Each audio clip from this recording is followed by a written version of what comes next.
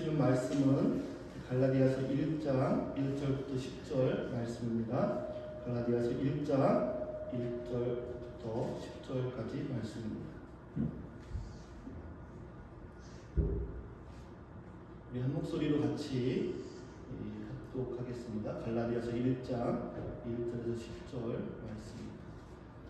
같이 봉독하겠습니다. 시작. 사람들이 시켜서 사도가 되는 것도 아니요 사람이 맡겨서 사도가 되는 것도 아니요 예수 그리스도께서 그리고 그분을 죽은 사람들 가운데서 살리신 하나님 아버지께서 임명하심으로써 사도가 된 나 바울이 나와 함께 있는 모든 믿음의 식구와 더불어 갈라디아에 있는 여러 교회에 이 편지를 씁니다. 우리 아버지 하나님과 주 예수 그리스도께서 내려주신 은혜와 평화가 여러분에게 있기를 빕니다. 예수 그리스도께서는 하나님 우리 아버지의 뜻을 따라 우리를 이 악한 세계에서 건져주시려고 우리를 죄를 대속하기 위하여 자기 몸을 바치셨습니다. 하나님께 영광이 영원 무궁하도록 있기를 빕니다. 아멘. 여러분을 그리스도의 은혜 안으로 불러주신 분에게서 여러분이 그렇게 빨리 떠나 다른 복음으로 넘어가는 일은 나는 놀라지 않을 수 없습니다. 실제로 다른 복음이 있는 것은 아닙니다. 다만 몇몇 사람이 여러분을 교란시켜서 그리스도의 복음을 매고시키려고 하는 것뿐입니다. 그러나 우리들이나 또는 하늘에서 온 천사일지라도 우리가 여러분에게 전한 것과 다른 복음을 여러분에게 전하자면 마땅히 저주를 받아야 합니다. 우리가 전에도 말하였지만 이제 다시 말합니다. 여러분이 이미 받은 것과 다른 복음을 여러분에게 전하는 사람이 있다면 그가 누구든지 저주를 받아야 합니다. 내가 지금 사람들의 마음을 기쁘게 하려 하고 있습니까? 아니면 하나님의 마음을 기쁘게 해드리려고 하고 있습니까? 아니면 사람의 한심을 자려고 하고 있습니까? 내가 아직도 사람의 한심을 자려고 하고 있다면 나는 그리스도의 종이 아닙니다. 아멘.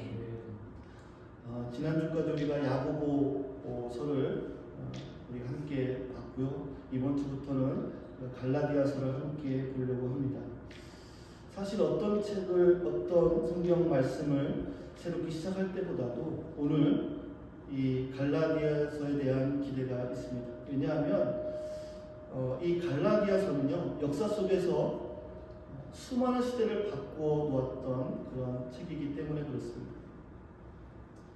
이 책을 통해서 교회가 새로워졌고 또 교회가 개혁되어졌고 수많은 성도들의 인생이 뒤집어졌습니다.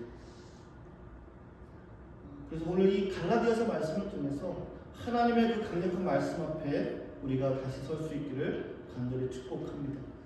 어쩌면 오늘 이 시대 그리고 교회에 현 교회에 우리 개인에게 가장 필요한 말씀이 아닐까 생각이 듭니다. 이 갈라디아서의 말씀에 영향을 받은 사람들이 많이 있지만 여러분들이 잘 아시는 대표적인 인물이 이 마틴 루터입니다. 이 마틴 루터는 뭐라고 했냐면 나는 갈라디아서와 결혼했다. 갈라디아서는 나의 신부다라고 이야기했습니다. 왜 이렇게까지 말했을까요? 이 갈라디아서를 통해서 복음을 다시 발견했기 때문에 그렇습니다. 사람을 살리는 길이 어디에 있는지, 교회되게 하는 능력이 어디에 있는지, 죄인된 이 죄인인 인간이 어떻게 하나님 앞에 의롭다움을 얻는지 그 가장 선명한 빛을 이 갈라디아서에서 보았던 것이죠. 그래서 어떤 신학자는요, 갈라디아서를 가리켜서 사도 바울의 천둥 같은 서신이다라고 말하기도 합니다.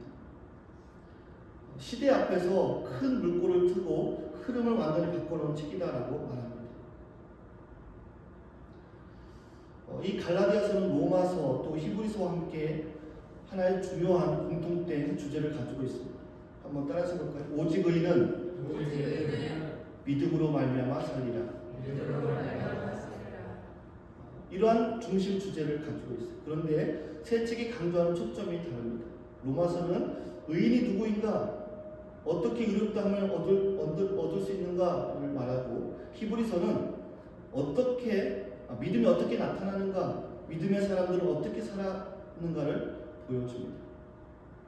그렇다면 갈라디아서는 무엇을 말하고 있습니까? 그 믿음으로 사는 삶은 무엇인가, 그 믿음이 우리에게 어떤 자유를 주는가 말하고 있습니다.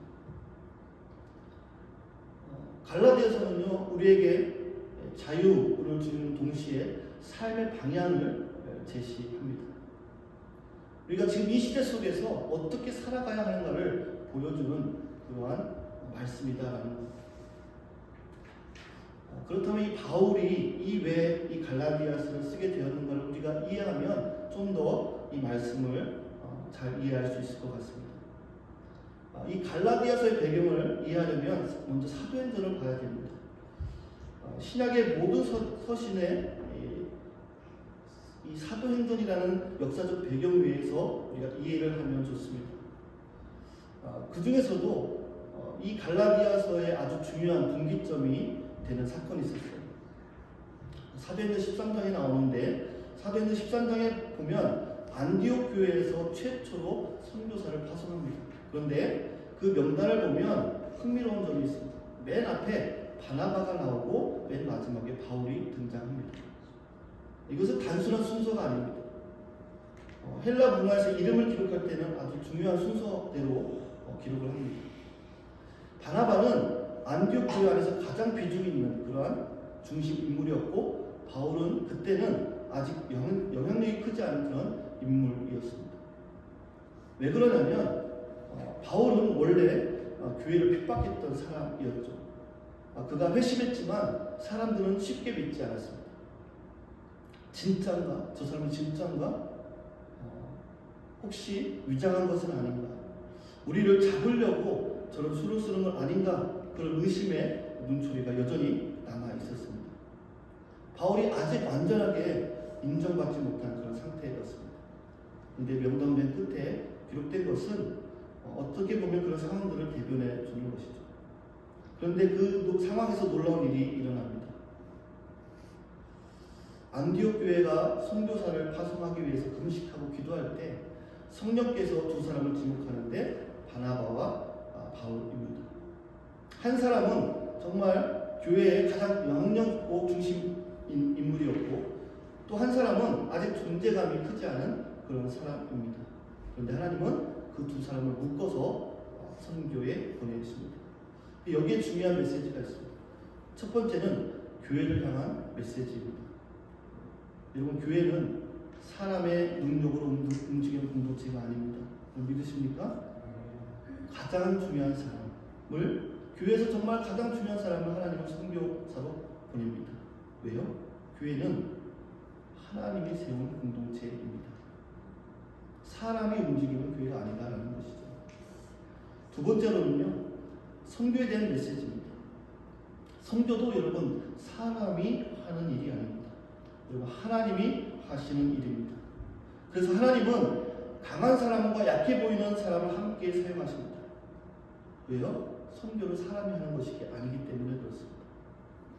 사람을 사용하시지만, 사람을 통해 선교가 이루어지지만 결국 선교는 하나님이 일하신다는 거예요. 사람의 어떤 능력이나 학식의 문제가 아닙니다. 열심의 정도로 결정되는 것이 아닙니다. 그래서 하나님은 가장 영향력 있는 바나바와 함께 아직 존재감이 크지 않은 바울을 선택하십니다. 그렇게 해서 안디옥 교회에서 처음으로 파송된 최초의 선교사로 선교 사역을 하게 됩니다. 그리고 그들이 처음 밟았던 땅이 바로 이 갈라디아 지역입니다. 지금의 터키 지역입니다. 그들이 그 땅을 다니면서 복음을 전하죠. 그리고 교회를 세우고 여러 도시마다 교회가 생깁니다. 그래서 갈라디아 교회라는 것은요, 한 교회를 말하는 것이 아니라 그 지역에, 갈라디아 지역에 세워진 여러 교회를 통칭하는 표현입니다. 그렇게 긴 여정을 마치고 다시 안디옥으로 돌아옵니다. 그리고 약 2년간 재충전과 휴식의 시간을 갖습니다. 여러분, 그 선교의 시간이 어떤 시간이었을까요? 그냥 짧게 다녀오는 단기 선교가 아니었습니다. 긴 여정을 감당했습니다. 헐벗고 굶주리고 맞고 쫓기고 강도의 위험도 있었고 동족의 위험도 있었고 산을 넘고 물을 건너며 죽을 고비를 수없이 넘겼습니다. 몸과 마음이 많이 지쳐 있었을 것입니다. 그런데 휴식하는 동안에, 쉬는 동안에 바울의 마음 한켠에는 계속해서 한 가지 염려가 있었어요. 갈라디아 교회는 괜찮을까? 복음이 잘 지켜지고 있을까? 지도자들은 잘 서 있는가? 교회가 흔들리지 않고 있는가? 그래서 다시 찾아갑니다. 그런데 보니까 충격적인 상황이 벌어져 있습니다. 유대에서 사람들이 들어와서 다른 복음을 전하고 있었던 거죠. 겉으로는 믿는 사람들입니다. 그러나 여전히 율법에 묶여있는 사람들이었다는 거죠. 그래서 그들이 갈라디아 교회에 들어와서 이렇게 가르치는 거예요. 예수님으로는 부족하다. 율법을 지켜야 한다. 할례를 받아야 된다. 라고 가르치는 것입니다. 이것은 단순히 가르침의 차이가 아니라 복음이 다른 것이죠. 이 상황을 보고 사도 바울이 가만히 있을 수 없었어요. 그래서 성령의 감동으로 이 갈라디아서를 쓰게 됩니다. 이 갈라디아서의 목적은 분명합니다. 첫 번째 목적은 이것입니다. 따라서 볼까요? 다른 복음에서 바른 복음으로 돌아오게 하는 것.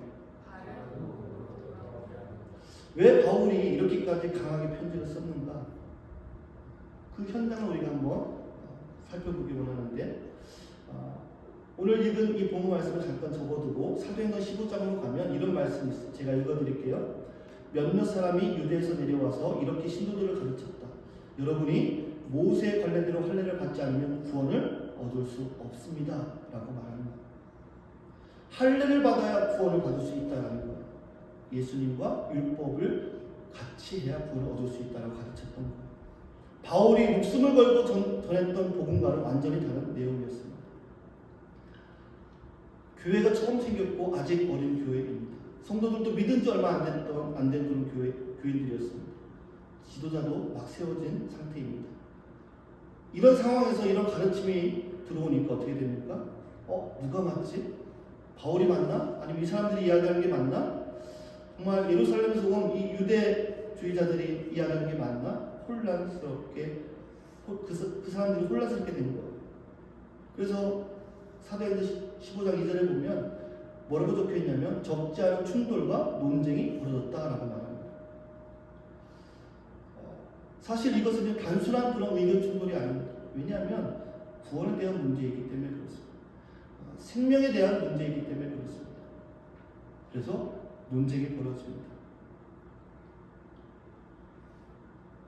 진리의 문제, 생명의 문제입니다. 이것은 어떤 의견의 대립의 문제가 아니었습니다. 우리는 복음에는 타협을 할 수가 없는 것이죠. 끝까지 가야 되는 것이죠. 그래서 어떻게 바울이 그 결론을 내기 위해서 예루살렘으로 올라갑니다.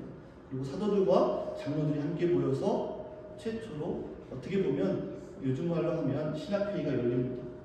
근데 거기서도 같은 주장이 나옵니다. 5절에 보면 이방 사람들에게도 할례를 행하고 모세의 율법을 지키도록 명하여야 합니다. 여러분 그 당시 분위기를 보면 이런 거죠. 그래 이게 맞는 거야. 전통적으로도 맞고 문학적으로도 맞고 예수님을 부정하는 게 아니잖아. 점점 그런 분위기로 기울어집니다. 이때 한 사람이 일어나서 말합니다. 베드로가 이야기하는데 뭐라고 말하냐면 하나님이 이방인들에게도 성령을 주셨다. 그들의 마음을 깨끗하게 하신 것은 율법이 아니라 믿음이다. 그리고 결정적으로 이런 말을 합니다. 우리는 주 예수의 은혜로 구원받았다. 이 베드로의 말로 그 논쟁이 끝납니다. 그래서 오직 예수 그리스도의 은혜로 구원받는다라고 확정이 지어집니다. 그래서 구원에 대한 기준이 그때 정해집니다. 그래서 바울은 이것을 반드시 혼란스러운 이 교회에 혼란이 다시는 빠지면 안 된다 하면서 이 말씀을 갈라디아서 말씀을 우리에게 증거하고 있는 것입니다. 여러분 오늘날 우리 교회들의 위기가 무엇일까요? 많은 사람들이 이야기하죠. 이단 문제들 또 여러 가지 교회의 문제들 물론 중요하고 조심해야 되지만 더 깊이 들어가 보면 진짜 위험한 것은 따로 있습니다. 그것은 뭐냐면 교회 안에 들어온 세속주의입니다. 여러분 어느 순간부터 복음이 바뀌기 시작했어요. 그냥 좋은 복음으로 착하게 살라는 복음으로 교회와 함께 사람을 만드는 복음으로 여러분 이것은 복음이 아니죠. 복음은 무엇입니까? 예수 그리스도의 십자가로 죄인이 구원받은 이야기입니다. 믿으십니까? 어느 순간부터 십자가가 약해졌어요. 죄 이야기가 사라지고 은혜는 흐려지고 대신 잘 살아만 남아있게 되는 것이죠. 어떤 분이 이런 얘기를 했어요. 이제 교회는 복음을 가르치는 곳이 아니라 교양을 가르치는 곳이 되어가고 있다. 이게 얼마나 무서운 말입니까? 여러분, 복음이 바뀌면요, 교회는 더 이상 교회가 아닌 것이죠. 교회는 교양을 만들기 위해 교양을 말하는 공간이 아니다라는 거예요.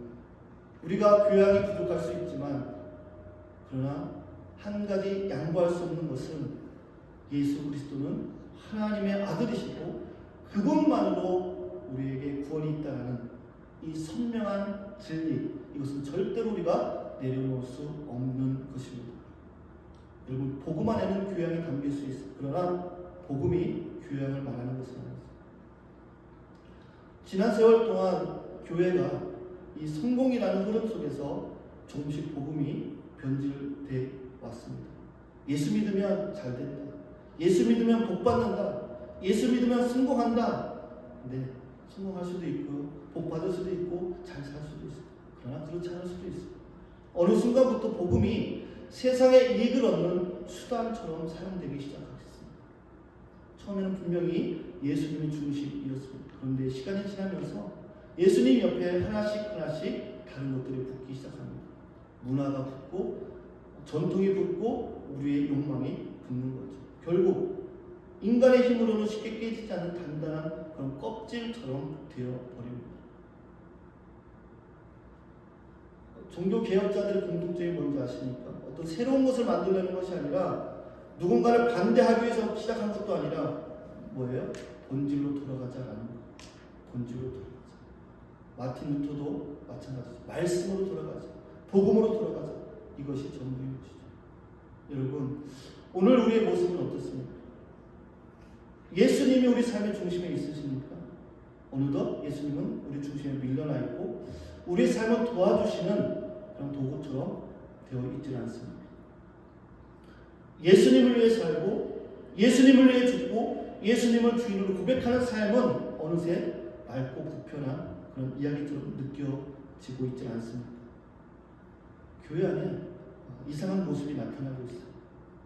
출석만 하는 사람들, 출석만 하고 성도들과 교제도 하지 않고 헌신도 없는 신앙, 간섭받기 싫어하고 책임지기 싫어하는 조용히 그냥 신앙생활을 하는 그것이 자연스러워지는 시대에 우리가 살아가고 있습니다.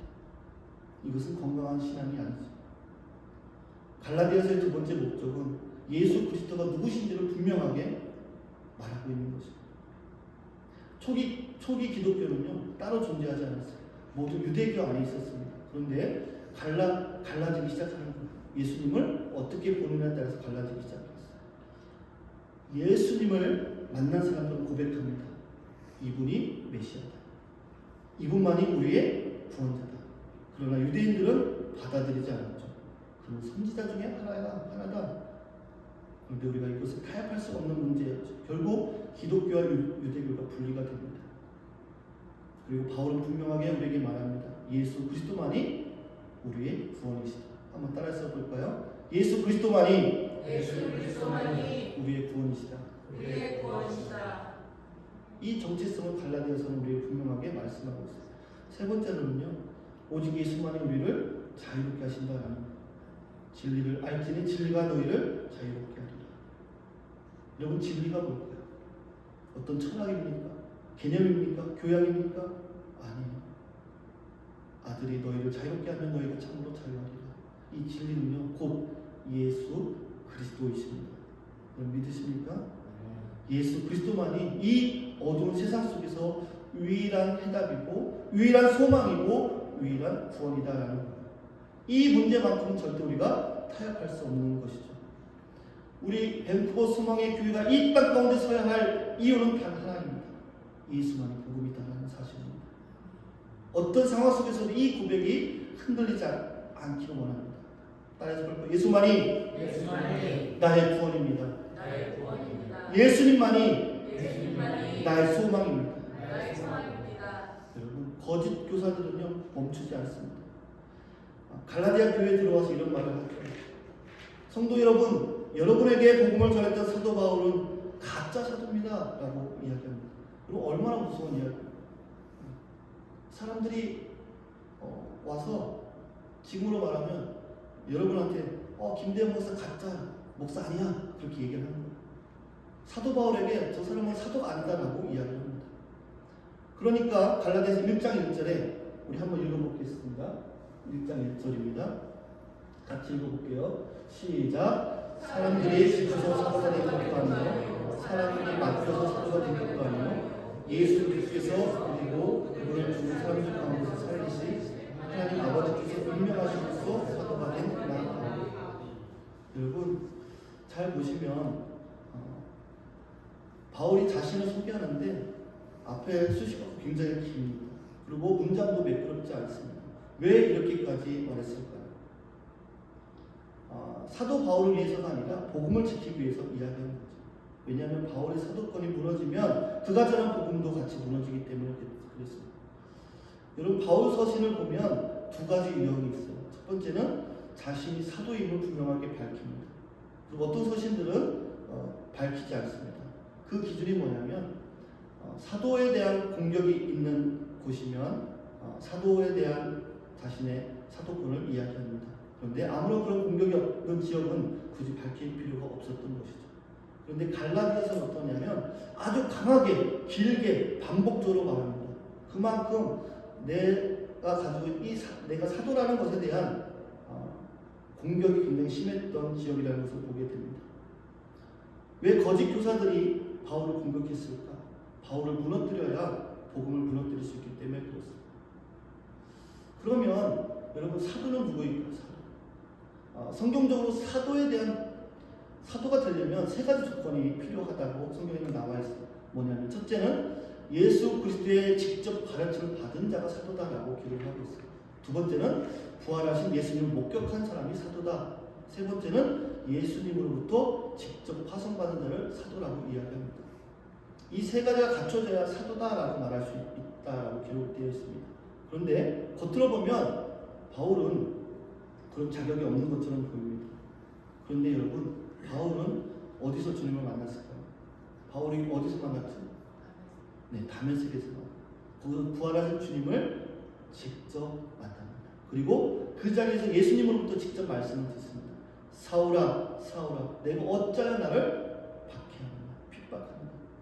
그 순간 바울 안에서 엄청난 일들이 일어나죠. 구약에서 기다리던 그 메시아가 내가 핍박했던 그 예수 그리스도가 예수가 하나로 연결되는 사건을 경험하게 됩니다. 완전한 충격을 받은 것이죠. 신앙이 완전히 바뀌는 그러한 순간입니다. 그리고 주님은 바울에게 말씀하시죠. 너는 이방을 위한 나의 그리스도, 이방인을 위한 나의 그리스도라고 말씀하시죠. 그리고 바울을 보내는 것이죠. 정리해보면 바울은 주님을 만났습니다. 또 가르침을 받았고 파송을 받았습니다. 그래서 바울은 담대히 말할 수 있는 것이죠. 나도 사도다라는 것이죠. 그는 겸손하게 이렇게 표현합니다. 나는 만삭되지 못하는 자와 같다라고 말하면서 그래도 나는 사도다라고 이야기합니다. 왜 이 당시에 사도라는 직분이 왜 필요했을까? 이유는 두 가지입니다. 첫 번째는요, 교회를 세우기 위해서 필요했습니다. 여러분, 교회를 세우신 분은 예수 그리스도이십니다. 믿으십니까? 교회의 주인은 주님이십니다. 그런데 그 교회를 땅에 세워 가시기 위해서 사도들의 가르침과 또 신앙의 고백이 사용됩니다. 두 번째는요, 하나님의 말씀을 기록하기 위해서입니다. 성령의 감동을 통해 사도들을 통해 교회의 기준이 되는 말씀을 성경이 기록되었던 것이죠. 교회도 세워졌고 성령도 완성됩니다. 그 이후에는 사도직은 더 이상 이어지지 않습니다. 그렇죠? 목사는 사도가 아니에요. 그냥 목회자입니다. 만약 사도가 계속해서 지금까지 이어졌다면 성경도 계속해서 쓰여져야 하겠죠. 그럴 필요가 없는 것이죠. 이미 성경은 완성되어져 있습니다. 여러분, 이제 말씀을 마무리하려고 합니다. 여러분, 갈라디아서가 우리에게 던지는 질문은 뭐냐면 우리는 어디로 돌아가야 되는가? 어떤 해결책이 나와도 어떤 방법이 나와도 답은 하나이죠. 다시 복음으로 돌아가야 한다는 거예요. 한국 교회도 우리 교회들도 또 세계에 있는 교회들, 선교지도, 우리 개인도 어디로 가야 돼요? 복음으로 돌아가지 않으면 답이 없다라는 거예요. 그런데 여러분, 사단은요 아주 교묘합니다. 복음을 무너뜨릴 때 정면으로 예수님을 버려라. 물론 그런 선교지 그런 이야기들도 있지만 대부분은요 복음을 전하는 사람들의 권위를 무너뜨리고 메신저를 무너뜨리면 그 메시지가 약해지죠. 바울은 왜 이렇게까지 강하게 말할까? 4절 말씀인데 한번 같이 읽어볼게요. 4절 같이 읽겠습니다. 시작. 그리스도께서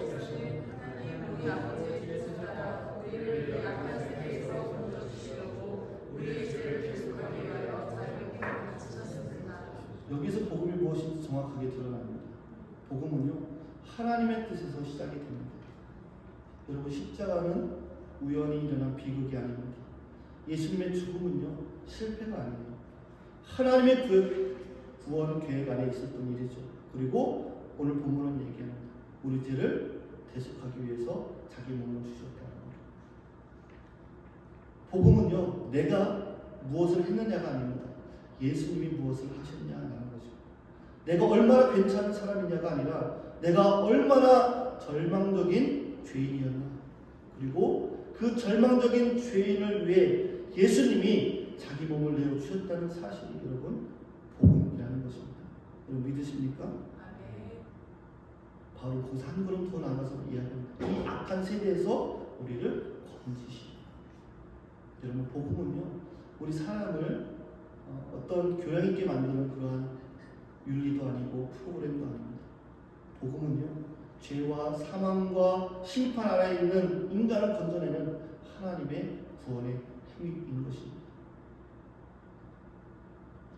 여러분, 우리는 교회를 다니면서 우리 아이들이 그냥 좀 좋은 아이, 착한 아이, 그런 아이로 만드는 것이 교회가 아닙니다. 물론 복음을 진짜 믿고 받아들이면 우리의 인생이 바뀝니다. 삶이 바뀝니다. 태도가 바뀌고 말이 바뀌고 행동이 바뀝니다. 변화가 됩니다. 인격이 변화되고 더 정직해지고 더 거룩해지고 더 온유해집니다. 그러나 그것은 열매이지 중심이 아니다라는 거예요. 복음의 중심은 오직 누구예요? 예수 그리스도이십니다. 나를 위해 자기 몸을 주셨고 그 십자가로 우리를 이 악한 세대에서 건지셨다는 것입니다. 그리고 6절에서 놀라운 이야기입니다. 6절 말씀 한번 보겠습니다. 6절 같이 읽겠습니다. 시작. 여러분을 그리스도의 은혜로 불러주신 주께서 여러분이 그렇게 빨리 떠나 다른 복음을 건너가는 것을 나는 놀라지 않을 수 없습니다. 여기서 떠난다는 것은요 단순히 옮겨간다는 말이 아닙니다. 입장을 바꾸고 등을 돌리고 배반한다는 의미를 담고 있습니다. 바울은요 갈라디아 교회에게 너희가 복음의 해석을 조금 바꿨구나라고 말하지 않고 너희가 지금 하나님을 떠나고 있다라고 말합니다. 이것이 무서운 것이죠. 우리는 종종 생각합니다. 이 복음을 조금 현실적으로 바꾸면 안 되나? 좀 시대에 맞게 조금 부드럽게 만들면 안 되나? 사람들이 부담 갖지 않게 살짝 부드럽게 이야기하면 안 되나? 그러나 성경은 말합니다. 복음을 바꾸는 것은 결국 하나님을 떠나는 것이다라는 것. 7절 말씀입니다. 7절 같이 읽겠습니다. 시작. 실제로 다른 복음이 있는 것이 아닙니다. 다만 몇몇 사람이 여러분을 변화시켜서 그리스도의 복음을 왜곡시키려고 하는 것입니다. 여기서 다른이라는 말이 중요합니다. 다른 복음은 이 복음의 또 다른 버전이 아닙니다. 본질적으로 전혀 다른 것이죠. 다시 말하면 다른 복음은요 복음이 아니다라는 사람들이 왜 쉽게 속습니까? 거짓 복음은 언제나 종교적인 얼굴로 오기 때문에 그렇습니다. 갈라디아 교회에 들어온 이 사람들이요 예수는 필요 없다라고 말하지 않았습니다. 예수도 필요하고 할례도 필요하다라고 말했습니다. 여기가 무서운 지점인 것이죠.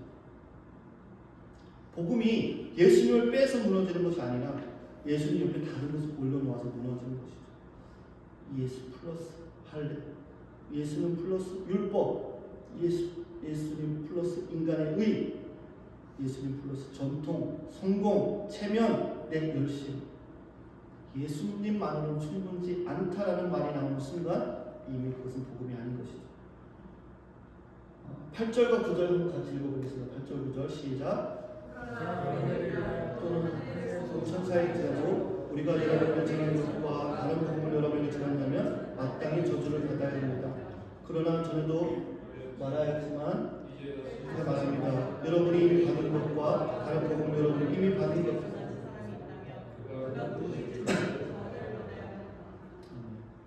여러분, 복음은 타협의 대상이 아니죠. 복음은 수정하고 바꿀 대상이 아닙니다. 복음은 시대의 흐름에 따라 조정할 수 있는 상품이 아니다라는, 복음은 하나님께서 정하신 유일하신 구원의 길입니다. 여기서 우리는 우리를 되돌아봐야 됩니다. 정말 우리 안에 어떤 복음이 자리 잡고 있는지, 정말 예수 그리스도 한 분이면 충분합니다라고 말할 수 있는, 아니면 알게 모르게 예수님 믿는 것도 중요하지만 결국 내가 잘해야지, 예수님도 중요하지만 사람들에게 인정받는 것도 중요하지, 구원은 은혜로 받지만 하나님이 나를 사랑하시는 정도는 내가 어느 정도 성과는 내야 되겠지. 예수 믿으면 결국 내 인생이 잘 풀릴 거야. 여러분, 이런 생각들이 자연스럽게 우리에게 들어올 수 있다라는 거. 그러나 여러분 조심해야 됩니다.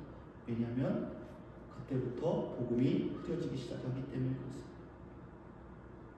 여러분, 복음은요, 예수님이 나를 도와서 내 인생을 더 좋은 방향으로 만드는 수단이 아닙니다. 복음은요, 예수님이 나의 구주와 주인이 되셔서 죄 가운데 죽어있던 나를 살리신 하나님의 구원 사건임을 여러분 믿으시기 바랍니다. 진짜 복음을 들으면 두 가지를 동시에 사람이 경험을 합니다. 첫 번째는요, 나는 정말 소망 없는 죄인이구나. 따라서 볼까요? 나는 정말 소망 없는 죄인이구나. 여러분, 진짜 복음을 경험하면 이것을 첫 번째 깨닫게 되는 것이죠. 두 번째는요, 그런 나를 위해 예수님이 자신 주셨구나. 그것에 감격하게 됩니다. 그래서 눈물을 흘리게 되는 거죠. 정말 소망 없는 나를, 죽을 수밖에 없는 나를 예수님이 구원하여 주셨구나. 감격의 눈물을 흘리게 되는 것이죠. 여러분, 이 두 가지가 없으면요, 복음은요, 감동적인 그냥 종교적 이야기로 끝나게 되는 것입니다. 바울은요, 은혜와 평강을 말하죠. 하나님 아버지와 우리 주 예수 그리스도부터 은혜와 평강이 있기를 원합니다. 근데 여기서 순서가 중요합니다. 은혜가 먼저 있고 평강이 그 결과입니다. 사람들은요, 평강을 먼저 원합니다. 문제 없는 삶, 편안한 삶, 안정된 삶. 그러나 성경은 말합니다. 은혜가 먼저 와야 평강이 온다라는 것. 마지막으로 10절 말씀인데 같이 읽어볼까요? 10절 시작. 내가 세상의 마음을 기쁘게 하려고 하고 있습니까? 아니면 하나님의 마음을 기쁘게 하려고 하고 있습니까? 아니면 사람의 한심을 살려고 하고 있습니까? 내가 아직도 사람의 한심을 살려고 한다면 나는 그들 중에 아닙니다. 왜 갑자기 이런 말을 바울이 했을까요? 다른 복음을 전하는 사람들의 특징이 있기 때문에 결국 사람을 기쁘게 한다는 것. 듣기 싫은 죄의 문제는 약하게 만들고 십자가의 은혜는 흐리게 만들고 사람의 자존심이 상하지 않도록 메시지를 조절하는 것이죠. 왜요? 사람들이 좋게 하려고 하는 것이죠. 그런데 바울은 말합니다. 나는 그렇게 할 수 없다. 복음은 사람을 즐겁게 하는 메시지가 아니라 사람을 살리는 메시지다라는 거. 살리는 메시지는 때로는 아프고요, 날카롭고 우리의 자존심을 무너뜨릴 수도 있습니다. 그러나 그 칼끝이 결국 우리를 죽이기 위함이 아니라 살리기 위함이라는 것을 여러분 믿으시기 바랍니다. 여러분, 갈라디아서 6장 1절부터 10절 말씀은요, 우리에게 다시 묻습니다. 너는 정말 복음을 믿고 있나? 예수 그리스도께서 우리 죄를 위해 자기 몸을 주셨다는 이 복음을 믿고 있느냐? 그분만이 나의 의가 되고 그분만이 나의 구원이 되시며 그분만이 나를 악한 이 세대 속에서 건지시는 주님이심을 믿고 있니? 아니면 예수님 이름 위에 다른 것들을 계속해서 올려놓고 있는 것. 여러분, 우리 안에 있는 이 다른 복음을 내려놓아야 되는 것. 내 의, 내 자랑, 세상 성공, 종교적인 체면, 어떤 행위의 공로, 여러분 다 내려놓을 수 있기를 간절히 축복합니다. 다시 우리는 십자가 앞으로 돌아가야 됩니다. 여러분 교회가 사는 길은 다른 데 있지 않습니다. 훌륭한 프로그램을 만드는 것 거기 있지 않아요. 사람들의 취향에 요즘 시대의 트렌드에 맞추는 것일까요? 아닙니다. 다시 복음으로 돌아가야 하는 데 있습니다. 따라서 볼까요? 예수님만이 복음입니다. 예수님만이 구원입니다. 예수님만이 자유입니다. 예수님만이 소망입니다. 여러분 믿으십니까? 이 말씀 앞에 우리가 다시 한번 고백하기를 원합니다. 주님, 예수님만 한 분만으로 충분합니다. 내가 붙들었던 다른 것들을 내려놓습니다. 내 공부를 내려놓고 내 자랑을 내려놓고 내 종교적인 체면을 내려놓고 오직 십자가의 은혜만을 붙들게 하여 주시옵소서. 우리 시간 한번 같이 기도해 볼까요? 하나님, 다른 복음에 흔들리지 않게 하시고 복음의 본질을 위해 굳게 서는 교회가 되게 하여 주시고 사람을 기쁘게 하는 종교인이 되지 않게 하여 주시옵소서. 그리스도의 제자로 서게 하여 주시옵소서. 주님, 다른 복음은 없습니다. 오직 예수 그리스도의 복음만이 있습니다.